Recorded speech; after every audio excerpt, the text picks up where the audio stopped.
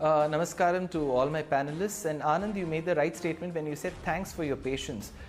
This is the patience that Sanatana Dharma has taught, that even for centuries you have to wait patiently.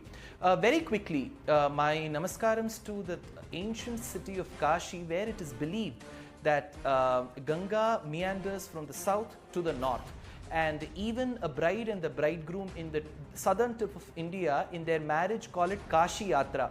So Kashi is very, very sacred, and my namaskarams to all the residents of Kashi.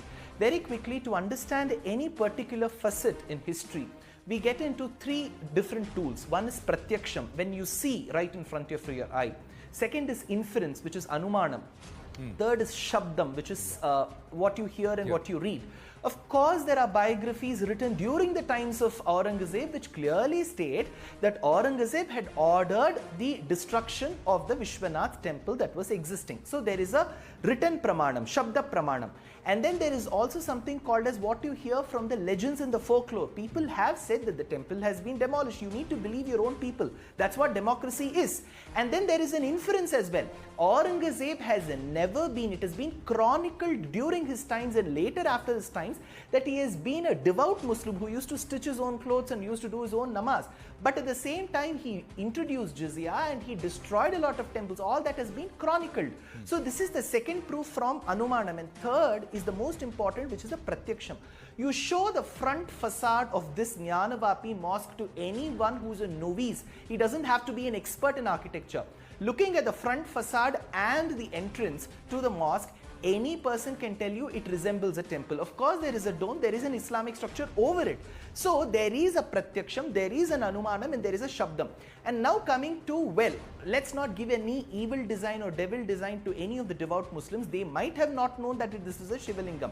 If we call it a fountain, my simple question is, when we question about flying during the times of Ravana and then so on, so which mechanism was used to get this fountain, inlet water and outlet water operated? Is there a mechanism in place for that fountain there inside a well? A fountain inside a well? And the next question is, there have to be precedents or there have to be examples after the times of this temple to state that there are many mosques with the same structure of a well, and then there is a lingam-like structure, let me call it a stone-like structure, which has a fountain in it. To say that we followed that architecture, they'll have to show proofs that these are the mosques where we have such fountain arrangements. And the most important of all, some of my friends in the Twitter were asking, well, if it is a Shivalinga, at the top there is a separate structure, it tapers to the top. How is this? I would like to give them an example. In the ancient temple which has been sung by the Nayanmars between the 5th and the 8th century in the temple town of Kumbhakonam in Tamil Nadu, the Lord Shiva is referred to as Kumbeshwara. And if you look at the lingam, it tapers to the top in the similar way. So there is a precedent to this lingam as well. So be it in architecture, be it verbal testimony, be it inference or be it perception, there is overwhelming evidence pointing to it. Well, I do agree to the point when there is something which is being investigated by the Supreme Court, we need to let the expert archaeologists to research on it and give us a report. But this is what the preliminary evidence states. So my final very quick point is, Anand, the Muslims who live in India today may not and are not responsible for what atrocities Aurangazeb, his ancestors or his successors have committed. No one is responsible. They could be Muslims who could have just converted a generation back or 5 generations back. Nobody should hold them responsible and give evil designs to them.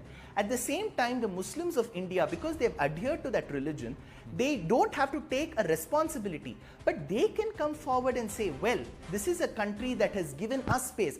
Well, how many Islamic countries give space for the temples? Well, this is one Hindu country that is giving us space to build our mosques and practice our religion. Well, take this temple. Why can't there be one instance of magnanimity from the other side? Well, just take this. You know, that one step, I'll tell you, I'm sure one of my panelists said that I love the Hindu brothers of this country. The Hindu brothers and the sisters of this country, looking at this one step of magnanimity, will go 100 steps forward. No,